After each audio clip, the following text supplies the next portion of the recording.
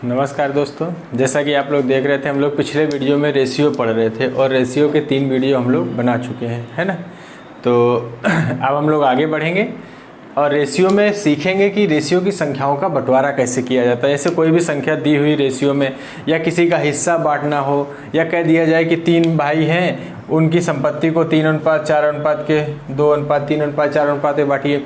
ऐसे संख्याओं का बंटवारा सीखेंगे हम लोग कि संख्याओं को कैसे बांटा जाता है ना। तो देखते हैं, पहले एकदम बेसिक सी चीज़ देखते हैं, बहुत ध्यान से देखेंगे क्योंकि कॉन्सेप्ट आपको समझना है और कैलकुलेशन में टाइम बचाना है ना।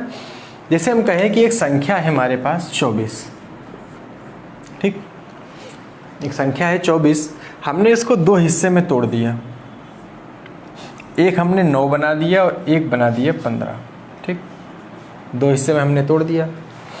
अब हम आपसे कहें कि इसके जो 2 हिस्से हमने बनाए हैं, इन दोनों का अनुपात बताओ कितना होगा। तो आप तुरंत इसका अनुपात निकाल देंगे कि 9:15, 3 से इसको काट देंगे, 3 3 9, 3 5 15 और रेशियो आपको मिल जाएगा 3:5। तो यही हमको सीखना है कि यदि हमें सीधे रेशियो दिया हो तो हम इस संख्या को कैसे विभाजित करते हैं, है ना। तो अब आप एक चीज़ देखेंगे कि जब हमने 9:15 का मान निकाला तो इधर लिखा था 3 × 3, इधर लिखा था 3 × 5 और ये 3 कट गया। क्या कटा? जो दोनों तरफ कॉमन था, जो इधर भी गुणनखंड में कॉमन था और इधर भी गुणनखंड में कॉमन था, वो संख्या कट गई और जो कॉमन नहीं है वही हमें क्या मिल जाता है, रेशियो के रूप में मिल जाता है। इसका मतलब जब भी किसी संख्या का रेशियो निकाला जाता है तो उसमें से क्या गायब होता है, क्या नहीं होता है उसके पास। जो नहीं होता है वो है दोनों तरफ का कॉमन गुणनखंड। मतलब जो संख्या गुणनखंड में दोनों तरफ कॉमन होती है, जब वो गायब कर दी जाती है या काट दी जाती है तो संख्या अपने आप किस में बदल जाती है, रेशियो में। और जो कॉमन नहीं है वही हमें रेशियो के तौर पे मिलता है। इसका मतलब रेशियो में जो संख्या लिखी है वो आपस में किसी से डिवाइड नहीं होती है ना। 3 और 5 केवल एक से ही कटेंगे और किसी से कट नहीं सकते। अब हमें यही देखना है कि हमको वापस ये संख्या कैसे मिलती है। जैसे हम कहें कि हमने 24 को 3:5 के अनुपात में विभाजित किया है, तो अब आप एक चीज़ जान चुके हैं कि इसमें से जो इसके वास्तविक हिस्से थे, ये इनमें से जो काटा गया था दोनों तरफ से, वो क्या था, दोनों तरफ कॉमन था। मतलब जितने का गुणा इधर था उतने ही का गुणा इधर था। तो हमने दोनों के साथ एक संख्या का गुणा करा दिया। हमें नहीं पता कि वो संख्या क्या है, तो हमने दोनों तरफ x का गुणा करा दिया। हमने मान लिया कि जो पहला हिस्सा था वो 3x था और जो दूसरा हिस्सा था वो 5x था, ठीक। ये उसका पहला हिस्सा है और ये इसका दूसरा हिस्सा है। एक 3x था और एक 5x था। अब ये वास्तविक वैल्यू है, अब ये रेशियो नहीं है, इनके बीच में हम रेशियो अब नहीं लिखेंगे। इसका हमने मान लिया कि जो रेशियो में 3 था वो वास्तव में 3x था और जो रेशियो में 5 था वो 5x था। x कहाँ से आया? वो वही संख्या है जो रेशियो बनाते समय दोनों तरफ से काटी गई थी। अब अगर 24 को इन 2 भागों में बांटा गया है तो इन दोनों भागों को जोड़ने पर 24 वापस आना भी चाहिए। जैसे यहाँ पे 9 और 25 हमने 15 बनाया था, 15 और 9 जोड़ेंगे तो वापस हमें क्या मिल जाएगा, 24। तो हम इन दोनों हिस्सों को जोड़े तो हमें 24 मिलना भी चाहिए। इसका मतलब 3x और 5x का टोटल कितना होना चाहिए, 24 के बराबर होना चाहिए। 5 3 8x बराबर 24, तो x का मान कितना आ गया, 3। देखो ये x वही मान लेके आया जो हमने दोनों तरफ से क्या किया था, काटा था। और x का मान जैसे ही हम पहली संख्या में रख देंगे यहाँ पर, तो पहली संख्या 3x थी तो आ जाएगी 3 × 3 बराबर 9 और दूसरी संख्या 5x थी तो 5 × 3 बराबर 15। हमें दूसरी संख्या मिल गई, ठीक। इसका मतलब आप एक चीज़ सीख गए कि जब किसी संख्या को रेशियो में विभाजित किया जाता है तो उस रेशियो का योग हमेशा उस संख्या के बराबर होता है ना। तो रेशियो का मान जब भी हमको मिलेगा, हम उस संख्या में अगर x से गुणा करा के अपने वास्तविक संख्या बना लें तो हमें उसका योगफल मिल जाएगा वापस। जैसे देखो एक एग्जांपल और देखते हैं। जैसे हम एक संख्या लिख दें 35, ठीक। हमने आपसे कहा कि इसको 3:4 के अनुपात में विभाजित कीजिए। तो आप तुरंत देखेंगे कि जैसे ही आपको 3:4 के अनुपात में संख्या मिली तो आप समझ जाइए कि दोनों तरफ से एक संख्या काट दी गई थी जो दोनों में कॉमन थी, है ना। और वही संख्या यहाँ से गायब है, वो संख्या हम गुणा करा देते हैं कि ये संख्या 3x रही होगी और ये संख्या 4x रही होगी। और जब इसी संख्या के ये 2 हिस्से हैं है ना भाई। 5 रोटी है, अगर एक को 2 दे दी जाए और एक को 3 दी जाए तो दोनों की रोटियों को जो हम जोड़ देंगे तो टोटल हमें 5 रोटी तो मिलनी चाहिए ना, है ना। तो जब इस संख्या को हमने 2 जगह विभाजित किया, एक को 3x और दूसरे को 4x, तो 3x और 4x का योग वापस हमें कितना मिलना चाहिए? 35। तो 4 3 7x बराबर 35, तो x बराबर 5 या 35/7 तो आ जाएगा कितना? 5।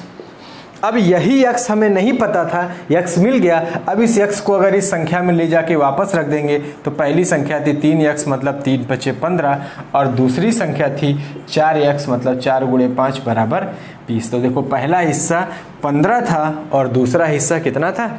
20। एक हिस्सा 15 बांटा गया था और एक 20 बांटा गया था और इन्हीं दोनों का रेशियो निकाला गया था। तो 3 × 5 रेशियो 5 × 4 और 5 5 कट गया तो हमें रेशियो कितना मिल गया था? 3:4। इस चीज़ को आप लोग समझ गए। अब देखो एक चीज़ हम और करते हैं, जैसे हम यहाँ पे बार बार x मान रहे हैं तो हम इस x को हटा भी सकते हैं। जैसे हम x ना माने तो क्या कर सकते हैं, हम केवल रेशियो में मान लेके चलें। जैसे क्योंकि x बार बार मानेंगे सवाल लंबा होगा। जैसे हमें पता है कि ये 2 मान रेशियो में है, वास्तविक मान नहीं है, ये 2 रेशियो मान है और ये संख्या इन 2 अनुपातों में बांटी गई है, 2 हिस्सों में। जब 2 हिस्सों में बांटी गई तो दोनों हिस्सों का योग कितना होना चाहिए? 35। इसका मतलब हम कह सकते हैं कि 4 और 3 जोड़ने पर कितना आएगा? 7। 7 यूनिट है क्योंकि x हम नहीं लिख रहे है ना। 7 रेशियो में 7 का मान है और जो मान रेशियो में 7 है वो संख्या में कितना है? 35 है। तो हम 1 यूनिट का मान निकाल देंगे। 1 यूनिट का मतलब वही x है ना। 1 यूनिट का मान निकाल देंगे तो आ जाएगा 35/7 मतलब कितना आ जाएगा? 5। अब 1 यूनिट का मान अगर रेशियो में 1 का मान 5 है तो रेशियो में 3 का मान 5 × 3 = 15 ला करके इसमें गुणा करा देंगे 5 का तो ये संख्या आ जाएगी 15। और रेशियो में 1 यूनिट का मान 5 है तो 4 यूनिट का मान 5 × 4 कितना आ जाएगा? 20। मिल गई हमें वही संख्या। तो हम संख्या को ऐसे भी बांट सकते हैं, है ना। तो x की ज़रूरत हमको नहीं पड़ेगी, हम सीधे सीधे मान किस में लिख देंगे? यूनिट के फॉर्म में लिख देंगे। 1 यूनिट का मतलब वही होता है जो x मानने पर x का उत्तर होता है ना। और चलते हैं आगे। देखो एक और क्वेश्चन लेते हैं। जैसे हम कहें कि एक संख्या है, उसको 2 हिस्सों में बांटा गया है। आपसे एक संख्या है, उसको 2 हिस्सों में 3:5 के अनुपात में बांटा गया है, ठीक। अब इसमें से अगर हम किसी एक हिस्से का मान बताएं आपको, जैसे हम आपसे कह दें कि अगर दूसरा हिस्सा, इसका जो दूसरा हिस्सा है उसका मान 175 है तो पहला हिस्सा कितना होगा? एक संख्या थी जिसको 2 हिस्सों में बांटा गया था 3:5 के अनुपात में, तो ये बता रहा है कि दूसरा हिस्सा 175 था, तो बताओ पहला हिस्सा कितना होगा? तो दूसरे हिस्से का मतलब कितना है? आप देखो इसको हम 2 तरीके से लगाएंगे। अगर हम ऐसे लिख दें कि पहला और दूसरा हिस्सा 3:5 के अनुपात पे था, ये संख्या 3x थी और यह संख्या वास्तव में कितनी रही होगी? 5x। और जब ये दोनों संख्याओं में से एक हिस्सा बता रहा है, कह रहा है दूसरा हिस्सा 175 है, इसका मतलब किसका मान बता रहा है? 5x का। तो 5x का मान 175 है तो x का मान कितना आ जाएगा? 5 × 3 = 15, 5 × 5 = 25। जब x का मान 25 मिल गया तो आपसे पूछा था कि बताओ पहला हिस्सा कितना होगा? तो पहला हिस्सा कितना था? 3x, 3 × 35 तो कितना आ जाएगा? 105 हो गया। उसी को हम ऐसे लिख सकते हैं, x ना माने, हमें पता है कि जो संख्या 3:5 के अनुपात में बटी थी, इसका दूसरा हिस्सा मतलब किसका मान? सिर्फ 5 यूनिट का मान कितना है? 175। तो 1 यूनिट का मान कितना हो जाएगा? 35। तो हमें किसका चाहिए? पहला हिस्सा चाहिए हमें, तो इसका मतलब 3 यूनिट का मान चाहिए हमें। तो 3 यूनिट का मान कितना आ जाएगा? 3 × 35 105। यह हमसे कह दे कि बताओ संख्या कितनी थी। अगर हमसे संख्या पूछ दी जाए कि बताओ वो संख्या थी कितनी जिसको बांटा गया था, तो संख्या का मतलब 3 यूनिट ये, 5 यूनिट ये, कितना? 5 और 3 8 यूनिट होगी संख्या। अगर संख्या का मान निकालना होगा तो 8 यूनिट का मान निकालेंगे। 1 यूनिट का मान 35 था तो 8 यूनिट का मान 8 × 5 = 40, 8 × 3 = 24 और 4 = 28। इसका मतलब संख्या कितनी थी? 210, अरे 280। चाहे जोड़ के देख लो, एक हिस्सा 175 था और जो हमने दूसरा हिस्सा निकाला वो 105 आया था। तो यह आ गया 280। देखो यही तो संख्या निकल के आई। मतलब पहला हिस्सा 3 यूनिट के बराबर था, दूसरा हिस्सा 5 यूनिट के बराबर था, और पूरी संख्या 3 और 5 जोड़ के 5 और 3 8 यूनिट के बराबर थी, है ना। तो कर लेंगे विभाजन इस तरह का। और देखते हैं इसमें से छोटे छोटे एग्जाम्पल और 2-4 करते हैं।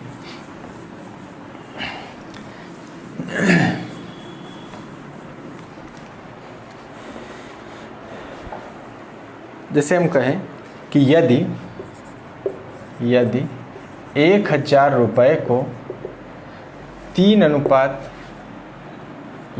1000 रुपये को 3:2 के अनुपात में बांटा जाए तो दोनों हिस्से ज्ञात कीजिए। दोनों हिस्से ज्ञात कीजिए, है ना। 1000 रुपये को 3:2 के अनुपात में बांटना है तो दोनों हिस्से ज्ञात कीजिए, है ना। यक्ष के को ज़्यादा दूर तक हम नहीं ले जाएंगे, यक्ष को छोड़ देंगे जल्दी से, लेकिन जब तक समझ में नहीं आ जाता तब तक हम यक्ष को बनाए रखते हैं, है ना। जैसे हम कहें कि दोनों संख्याओं, एक संख्या को 2 हिस्से में बांटा गया 3:2 के अनुपात में, तो हमने मान लिया कि पहला हिस्सा 3x था और दूसरा हिस्सा 2x था। अब ये संख्या, एक ही संख्या 2 हिस्से में बटी थी, तो दोनों हिस्सों को अगर जोड़ दें तो पूरी संख्या वापस मिल जानी चाहिए, है ना। और पूरी संख्या कितनी थी? 1000। तो 5x का मान 1000, तो x का मान 200। और जैसे x का मान हम वापस यहाँ पे रख देंगे तो 200 यहाँ रखेंगे तो 3 दूना 600 ये आ जाएगी, और 200 यहाँ रखेंगे तो 2 दूनी 400 ये आ जाएगी। तो 600 ये है, 400 ये, 6 4 10, टोटल 1000 आ गया, है ना। अब इसी को देखो यूनिट में, अगर 3:2 के अनुपात में संख्या बटी थी और संख्या का मान 1000 है, इसका मतलब ये दोनों हिस्से जोड़ने पर कितना मिल जाना चाहिए? 1000। तो दोनों हिस्सों को जोड़ेंगे तो 3 और 2 5 यूनिट का मान कितना है? 1000 है। तो 1 यूनिट का मान कितना आएगा? 200। 5 से भाग देंगे तो हमें चाहिए 3 यूनिट का मान, तो 3 दूना 600 और 2 यूनिट का मान तो 2 दूना 400 मिल जाएगा हमें संख्या, है ना। तो यूनिट से चलेंगे तो थोड़ा सा कैलकुलेशन कम होता है, जैसे ये सब बार बार लिखना नहीं पड़ता है हमको, है ना, इतना सारा। एक और क्वेश्चन देखते हैं। तो सवाल है कि 2 संख्याओं में 4:7 का अनुपात है, यदि बड़ी संख्या 238 हो तो छोटी संख्या ज्ञात कीजिए, है ना। 2 संख्याएं हैं, उनमें 4:7 का अनुपात है। कह रहा है यदि बड़ी संख्या, अब देखो एक चीज़ आपको यहाँ पे और सीखना है कि जो अनुपातिक मान बड़ा होता है वो संख्या बड़ी होती है, जो अनुपातिक मान छोटा होता है वो संख्या छोटी होती है। मतलब अनुपात को देख के हम बता सकते हैं कि ये वाली संख्या छोटी है और ये वाली संख्या बड़ी है। इस चीज़ को ध्यान रखें क्योंकि सवाल में नहीं बताया पहले, दूसरी छोटी बड़ी कह रहा है। तो जो अनुपात बड़ा होगा वो संख्या बड़ी होगी, जो अनुपात छोटा होगा वो संख्या छोटी होगी। तो कह रहा है यदि बड़ी संख्या का मान 238 है, इसका मतलब कितने का मान? बड़ी संख्या ये है, सिर्फ बड़ी संख्या का मान बता रहा है। इसका मतलब आपको 7 यूनिट का मान बता रहा है। कितना? 238। तो 1 यूनिट का मान जब आप निकालेंगे तो 7 त्रिका 21, 7 चौक 28। अब आपसे पूछ रहा है कि बताओ छोटी संख्या कितनी थी, तो छोटी संख्या का मान कितना है? 4 यूनिट। तो हमें 4 यूनिट का मान चाहिए है। तो 4 यूनिट का मान, 1 यूनिट का मान 34 था, तो 4 से गुणा कराएंगे, 4 चौको 16, 4 तियां 12 और 1 13, कितना आ जाएगा? 136। अगर हमसे कह देता कि बताओ दोनों संख्याएं क्या क्या हैं, तो एक संख्या उसने बताई थी कि बड़ी संख्या 238 है तो छोटी संख्या 136 आ गई, है ना। या योगफल पूछ देता तो चाहते तो हम दोनों संख्याओं को निकाल के जोड़ देते, या फिर हम यहीं से निकाल देते कि 7 और 4 11 यूनिट का मान निकाल देते, हमें संख्या का, दोनों संख्याओं का योगफल मिल जाता, है ना। अगला क्वेश्चन देखते हैं।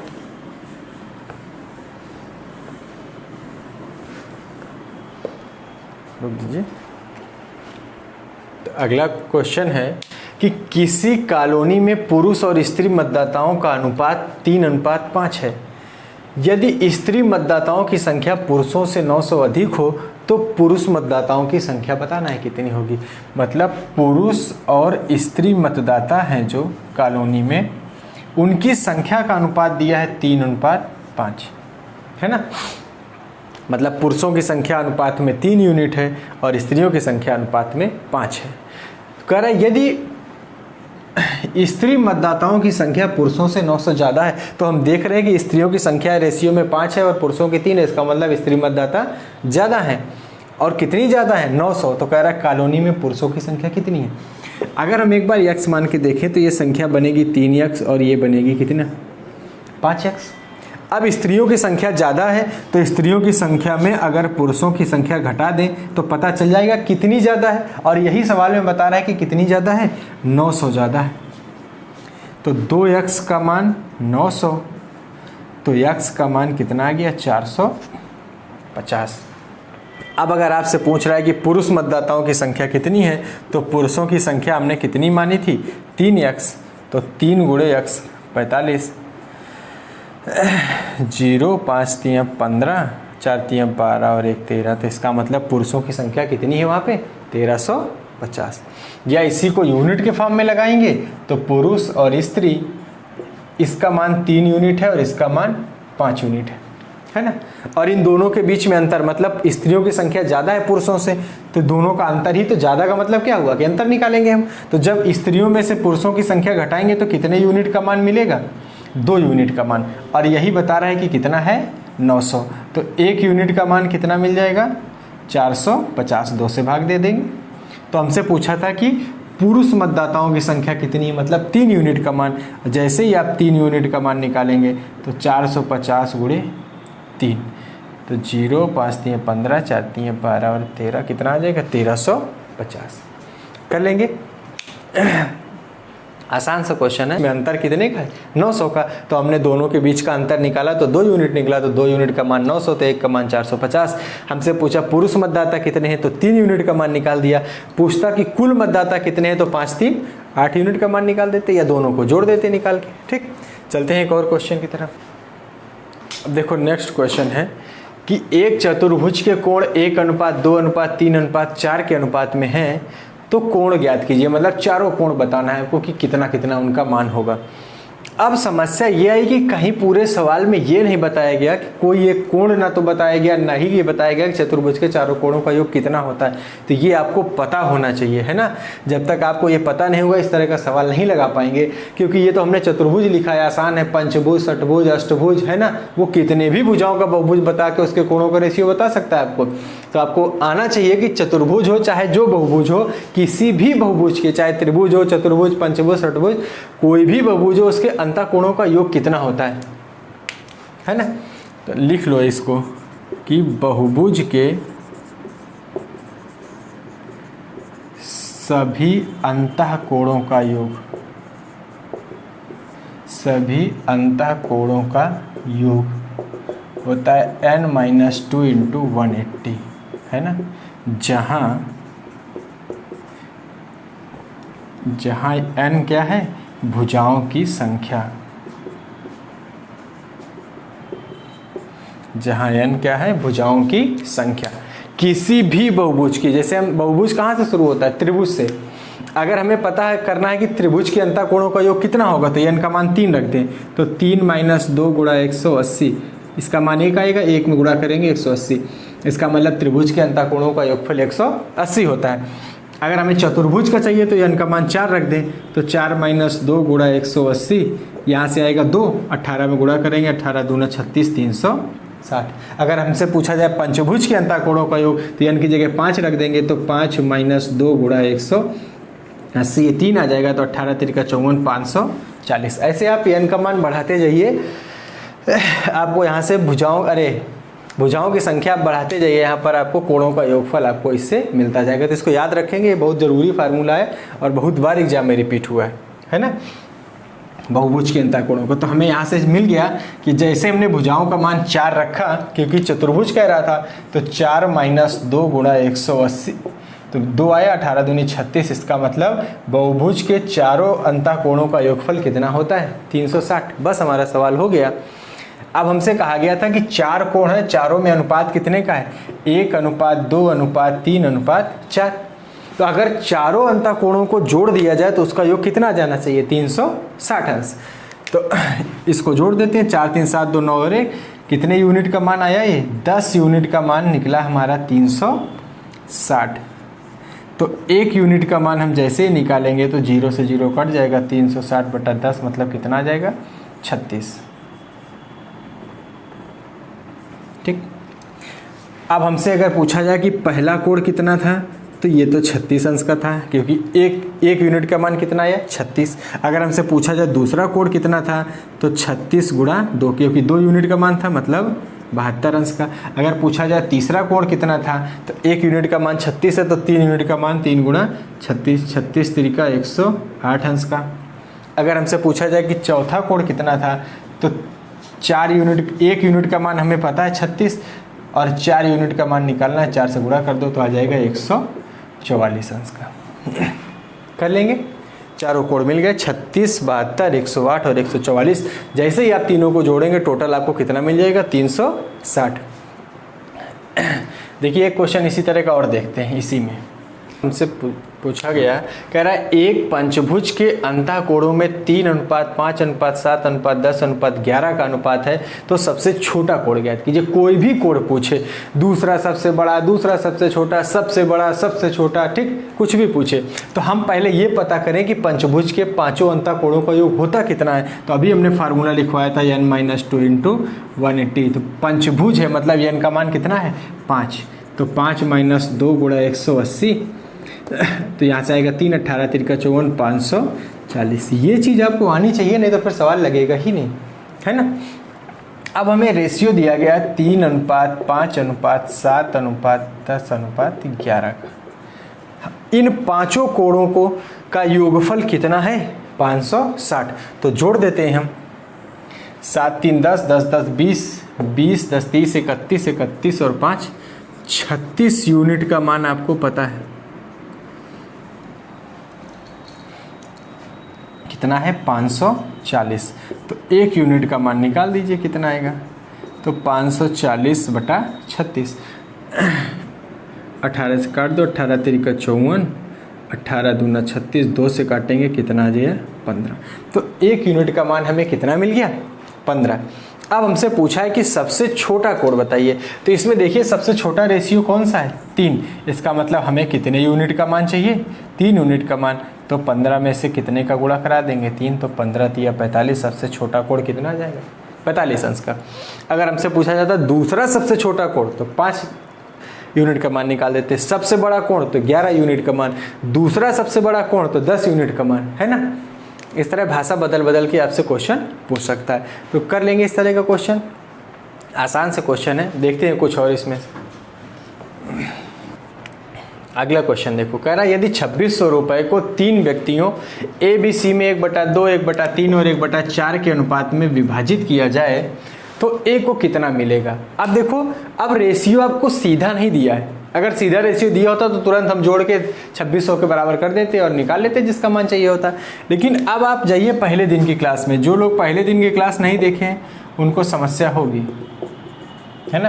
पहला दूसरा वीडियो अब देखना पड़ेगा आपको, क्योंकि हमने वहाँ पे सिखाया है कि किसी भी रेशियो के मान को साधारण रेशियो में कैसे बदला जाता है ना। तो सबसे पहले हमें इस भिन्न के रेशियो को एक साधारण रेशियो में बदलना होगा, तब हम बता पाएंगे कि किसको कितना हिस्सा मिल रहा है। और वो तरीका हमने बताया था कैसे, कि जब भी आपको भिन्न में कोई रेशियो मिलता है तो इसके हर का एलसीएम लीजिए, मतलब 2, 3 और 4 का एलसीएम लेंगे तो कितना आ जाएगा 12, है ना। और 12 से इन सबको गुणा करा दीजिए, क्योंकि रेशियो में एक जैसी संख्या से गुणा कराने में उसके मान में कोई अंतर नहीं आता है। सारा कुछ हम पीछे पढ़ा चुके हैं। इसको काटेंगे तो आ जाएगा 6:4:3। 2 से कटेगा 6, 3 से कटेगा 4, 4 से कटेगा 3। आ गया साधारण रेशियो। अब कह रहा है कि 2600 रुपये को ABC में बांटा गया था। ये A था, ये B था, ये C था। 3 व्यक्तियों के बीच में बटा था। तो इसका मतलब इन तीनों के पैसे को जोड़ा जाए तो कितना हो जाना चाहिए 2600। और तो पूछा है कि बताओ A को कितना मिलेगा। तो यदि तीनों को हिस्सा टोटल मतलब 6, 4, 10 और 3 13 यूनिट का मान हमें पता है कितना 2600। तो 1 यूनिट का मान हमें मिल जाएगा 13 दूनी 26 कितना 200। अब हमसे पूछा था A का हिस्सा, तो A का हिस्सा कितने यूनिट हमने माना है 6 यूनिट। इसका मतलब 6 यूनिट का मान आपको निकालना होगा। तो 1 यूनिट का मान 200, तो 6 यूनिट का मान 6 से गुणा करा देंगे, 6 दूनी 1200 रुपया। कर लेंगे। ऐसे किसी का भी हिस्सा निकाल सकते थे। अगर बी का पूछता तो 4 यूनिट का मतलब 4 दूनी 800 रुपये। अगर सी का हिस्सा पूछता तो 3 यूनिट मतलब 3 दूना 600 रुपया, है ना। तो ए का हिस्सा 6 दूनी 1200, बी का हिस्सा 4 दूनी 800, सी का हिस्सा 3 दूना 600 रुपये। कर लेंगे और देखते हैं इस तरह के बंटवारे। अगला क्वेश्चन है कि यदि 8400 रुपये को 3 व्यक्तियों ABC में 1/5, 1/6 और 1/10 के अनुपात में विभाजित किया जाए तो बताओ ए को कितना हिस्सा मिलेगा। ठीक, तो सबसे पहले हम वही काम करेंगे, इसको साधारण रेशियो में बदलेंगे तो 1/5, 1/6 और 1/10। 5, 6, 10 का एलसीएम लेंगे, कितना आएगा 30। ठीक, और जैसे ही हम 30 से इनको गुणा कराएंगे ये एक साधारण रेशियो में बदल जाएंगे मान, तो ये आ जाएगा 5 से काटेंगे तो 6, 6 से काटेंगे 5, 10 से काटेंगे 3, तो हमें मिल गया 6:5:3 का अनुपात। ये ए का हिस्सा था, ये बी का हिस्सा था और ये सी का हिस्सा था। अब हमसे कह रहा है कि रुपए जो बांटा गया वो कितना था 8400। तो तीनों व्यक्तियों के हिस्से को अगर हम जोड़ दें, यही तो पैसा मिला था इन तीनों को, तो ये पूरा पैसा कितना होना चाहिए 8400 रुपये होना चाहिए। मतलब 6 और 5 11 और 3 14 यूनिट का मान कितना होना चाहिए 8400 रुपये। तो 1 यूनिट का मान हमें मिल जाएगा कितना, 1 यूनिट का मान हमें मिल जाएगा 14 से भाग देंगे 600 रुपये। ठीक, अब हमसे पूछा गया कि बताओ ए को कितना मिलेगा। तो अगर ए की बात करेगा तो 6 यूनिट, 1 यूनिट का मान 600 तो 6 यूनिट का मान 6 6 3600। अगर हमसे पूछा जाए कि बी को कितना मिलेगा तो 1 यूनिट का मान 600 तो 5 यूनिट का मान 6 5 300 3000 रुपये। अगर पूछा जाए सी को कितना मिलेगा तो 6 3 1800। कर लेंगे इस तरह का बंटवारा। अब देखते हैं कुछ टाइप बदल के दूसरा। अगला क्वेश्चन है, कह रहे 1170 रुपये की राशि ए बी सी के बीच एक गलती से 1/2, 1/3 और 1/4 के अनुपात के स्थान पर किस में बांट दी गई 2:3:4 के अनुपात में। मतलब बांटा जाना था 1/2, 1/3 और 1/4 के अनुपात में, लेकिन बट गया गलती से कितने पे 2:3:4 के अनुपात में। तो कह रहा है किसे सर्वाधिक और कितना लाभ होगा, मतलब किसे सर्वाधिक लाभ होगा और कितना लाभ मिलेगा उसे। तो देखते हैं पहले कि गलती से इसके स्थान पर यह बंटवारा हुआ था। तो पहले हम निकालते हैं कि सही बंटवारा क्या था, सही वाला मान कितना था। तो सही अगर बांटा गया होता तो 1/2, 1/3 और 1/4 का अनुपात बटा होता, है ना। अब इसको पहले साधारण रेशियो में बदलते हैं तो 2, 3 और 4 का एलसीएम कितना हो जाएगा 12। 12 से इसको गुणा करवा देंगे, सब सीख चुके हैं आप लोग पीछे। 2 से काटेंगे तो 6, 3 से काटेंगे तो 4, 4 से काटेंगे तो 3। इसका मतलब 6 4 10 और 3 13। 13 यूनिट का मान आपको पता है, 13 यूनिट का मान कितना था 1170। तो 1 यूनिट का मान कितना मिला 13 9 117 90, है ना। तो अगर तो हम हिस्सा निकालते हैं कि ए को कितना मिला होगा। तो ये ए का ही हिस्सा था, ए बी सी 3 थे, ये ए था, ये बी था और ये सी था। तो ए को जो हिस्सा मिला वो कितना था 6 यूनिट। 1 यूनिट का मान 90 तो 6 यूनिट का मान 90 गुणा 6 540। अगर बी का हिस्सा निकालें तो बी को 4 यूनिट मिला है तो 4 गुणे 1 यूनिट का मान 90 तो 360। और सी की बात करें तो 3 यूनिट मिलना था तो 3 गुणा 90 9 3 27 270। मतलब यदि सही हिस्सा बांटा गया होता तो पैसा इस तरह से इनको मिला होता, लेकिन गलत हो गया मान और बट गया ए बी सी को पैसा 2:3:4 के अनुपात में। ठीक, तो अगर 2 3 4 के अनुपात में बटा था तब भी इस पूरे पैसे का टोटल तो 1170 रुपये ही होगा। मतलब 4 3 7 2 9 यूनिट का मान कितना रहा होगा 1170। तो 1 यूनिट का मान निकालेंगे तो आ जाएगा 130। तो यहाँ से ए का हिस्सा आएगा 2 यूनिट मतलब 13 दूनी 26 260 रुपये, और बी का हिस्सा आएगा 3 यूनिट मतलब 13 3 39 390 रुपये, और सी का हिस्सा आएगा 4 यूनिट 13 चौको 52 520 रुपये। ये गलत बंटवारा था।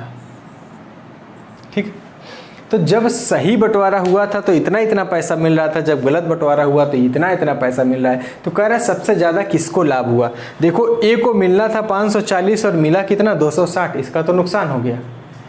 बी को मिलना था 360 रुपये और मिला 390, हाँ फायदा हुआ कितने का 30 रुपये का, क्योंकि 360 रुपये मिलना था सही बंटवारे में और गलत बंटवारे में 390 पा गया। और सी को सही बंटवारे में मिलना था 270 और पा गया कितना 520 रुपये। इसका मतलब सबसे ज़्यादा लाभ किसने कमाया था, सी ने। और कितना लाभ कमाया था, तो 520 में से 270 घटा दीजिए, 0 7 5 12 और 250। इसका मतलब सी को सर्वाधिक लाभ मिला था और कितने रुपए का लाभ मिला था, 250 रुपये का लाभ मिला था। चलते हैं और आगे। अगला क्वेश्चन है, कह रहा है 900 रुपये को ए बी सी में बांटा जाए और उनमें बंटवारा इस प्रकार से किया जाए कि ए की राशि का 1/2 हिस्सा बराबर हो बी की राशि का 1/3 हिस्सा बराबर हो सी की राशि का 1/4। तो ए बी सी की राशि ज्ञात कीजिए। अब ये सारे बंटवारे आपको हम पिछले वीडियो में सिखा चुके हैं ना, इसीलिए हमने बार बार कहा है कि जब भी देखो तो 1 नंबर वाले वीडियो से ही देखना, बीच से मत देखना, नहीं आपको पता ही नहीं चलेगा कि ये बंटवारा कैसे हो गया, है ना। मतलब वो ये कहना चाह रहा है कि ए का जो धन होगा उसका 1/2, बी के धन का 1/3 और सी के धन का 1/4 आपस में क्या है, बराबर हैं। और हमने रेशियो में सिखाया था कि जब भी ए बी सी इस तरह से लिखे हों भिन्न में और तीनों रेशियो आपस में बराबर लिखे हों तो आपको ए अनुपात बी अनुपात सी का मान निकालना हो तो जो जिसके नीचे लिखा होता है वो उसी का रेशियो मान होता है। इसका मतलब ये पैसा किस अनुपात में बंटना था, 2:3:4, है ना। अगर ये समझना है कि कैसे होता है, ये सब कैसे किया जाता है, तो आप पीछे वीडियो में जाके देखिए, सारा कुछ हमने बताया हुआ है। अब कह रहा है कि 900 रुपये को बांटना था इस अनुपात में, तो बांट देते हैं। तीनों के हिस्से का योग कितना होगा, 900 रुपये। तो 4 3 7 2, 9 यूनिट का मान आपको क्वेश्चन में दिया गया है 900 रुपये। तो 1 यूनिट का मान आपको कितना मिल जाएगा, 100 रुपये। तो 2 यूनिट का मान 200, 3 यूनिट का मान 300 और 4 यूनिट का मान 400। 1 यूनिट के मान जैसे ही मिल गया, जितने यूनिट का मान चाहिए उसी से गुणा कराते जाइए। 1 यूनिट का मान 900, 2 का मान चाहिए तो 2 से दोनों तरफ गुणा करा दो, 2 यूनिट 200, 3 यूनिट तो 3 यूनिट 300, 4 से गुणा कराएंगे 4 यूनिट 400, ठीक। तो इनका हिस्सा मिल जाएगा। और देखते हैं कुछ क्वेश्चन। अब देखो अगला क्वेश्चन कह रहा है कि रुपये 1050 ए बी सी में इस प्रकार बांटे जाते हैं कि ए और बी के हिस्से का अनुपात 2:3 है, जबकि बी और सी के हिस्से का अनुपात 6:5 है। तो पूछा है कि ए का हिस्सा बताओ। अब आप ध्यान दीजिएगा, आपको पहले बताया गया ए और बी के हिस्से का अनुपात, है ना, ए और बी के हिस्से का अनुपात, फिर बताया गया बी और सी के हिस्से का अनुपात। तो अब हम इस पैसे को बांट नहीं सकते किसी के लिए, क्योंकि अगर इस हिसाब से बंटवारा करेंगे तो ए और बी के बीच ही बट पाएगा, सी रह जाएगा। और अगर इस तरह बंटवारा करेंगे तो बी और सी के बीच में बटेगा, ए छूट जाएगा। जबकि उसने पैसा किसके बीच में बांटा है, तीनों के बीच में बांटा है। तो अब हमें ध्यान देना होगा पीछे की तरफ कि हमने पिछले वीडियो में सिखाया था, पीछे के वीडियो में, कि ए अनुपात बी, बी अनुपात सी अगर अलग अलग 2 अनुपात है तो इनको जोड़ करके एक साथ ए अनुपात बी अनुपात सी का मान कैसे निकाला जा सकता है। जब भी किसी संख्या को हम बांटते हैं तो इस चीज़ का ध्यान रखेंगे कि जब तक जिन जिन संख्याओं का रेशियो एक साथ पता होगा उनका मान ही आपस में बंटवारा करके निकाला जा सकता है। नहीं तो ऐसे तो हम बी का मान निकालेंगे तो यहाँ से कुछ और निकलेगा और बी का मान यहाँ से कुछ और निकलेगा, है ना। तो एक ही व्यक्ति के 2 अलग अलग हिस्से एक सवाल में नहीं हो सकते हैं। इसका मतलब है कि जब भी आपको रेशियो इस तरह से अलग अलग देगा तो पहले इनको कंबाइन करके आपको एक रेशियो ऐसा निकालना पड़ेगा जिसमें ए बी सी और तीनों के मान हो। तो ये आप पीछे वीडियो में सीख चुके हैं। अगर जो नहीं देखे हैं लोग वीडियो, तो हम लिंक, पिछले वीडियो का लिंक डिस्क्रिप्शन में दे देंगे, आप नीचे क्लिक करके देख लेंगे। वहाँ पे क्लास 1 क्लास 2 क्लास 3 करके हम डाल देंगे सारे लेक्चर। तो उस लिंक पे जाके आप देख लीजिए पीछे का वीडियो कि कैसे मिक्स किया जाता है, ठीक।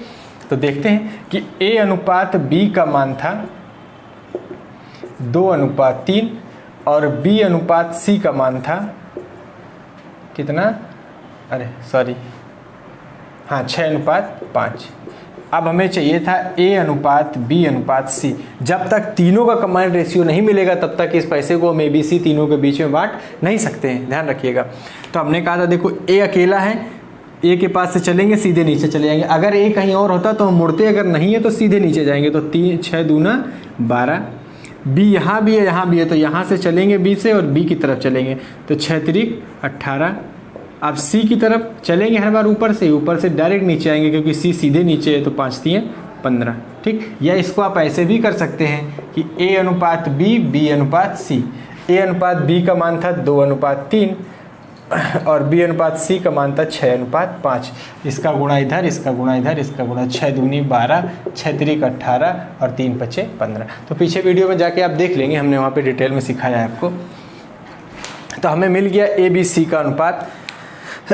क्या ये किसी कॉमन संख्या से कट रहा है? अगर कट रहा है तो काट दीजिए, जैसे 3 चौक को 12, 3 छक्के 18 और 3 5 15, क्योंकि रेशियो हमेशा मिनिमम पे होता है, वो किसी और संख्या से कटना नहीं चाहिए। ठीक, तो 4:6:5 के अनुपात में बट गया।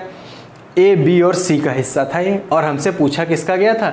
ए का हिस्सा बताओ। तो अब हमें तीनों का संयुक्त रेशियो पता है, अब हम बांट देते हैं इसको। तो 6 4 10 और 5 15 यूनिट पैसा बटा है, जब पैसे का मान कितना था? 1050। तो 1 यूनिट का मान कितना आ जाएगा? 15 7 105 70। अब हमें किसका हिस्सा चाहिए? ए का। तो ए का हिस्सा अगर चाहिए तो ए को मिला था 4 यूनिट, है ना, 4 यूनिट। इसका मतलब 1 यूनिट का मान 70, तो 4 यूनिट का मान 7 चौक 28 280। अगर हमसे बी का पूछा जाए तो 6 यूनिट 7 6 42 420। अगर हमसे सी का पूछ तो 5 यूनिट का मान मिलेगा। सी का हिस्सा 5 यूनिट, तो 7 5 35 350 रुपये। तो किसी का भी हिस्सा हम इससे निकाल सकते हैं। ठीक, तो इस वीडियो में हम लोग इतना ही रखते हैं। बंटवारे का जितना भी सवाल हमने करवाया, इनको ध्यान से बैठ के लगाइए, देखिए, जहाँ ना है वहाँ वीडियो रोक के फिर पलट के देखिए। और जो चीज़, जैसे ये रेशियो मिक्स करना है, भिन्न के रेशियो को साधारण रेशियो में बदलना है, ये सारा कुछ हमने पीछे सिखाया और लिंक डिस्क्रिप्शन बॉक्स में दे दिया, जाके पीछे के वीडियो भी देख लीजिए, क्योंकि ये आना बहुत ज़रूरी है। अगर आप ये नहीं कर पाएंगे तो फिर आप बंटवारा नहीं कर पाएंगे इनका। ठीक, तो इस वीडियो में इतना ही, नेक्स्ट वीडियो में आगे देखते हैं। धन्यवाद।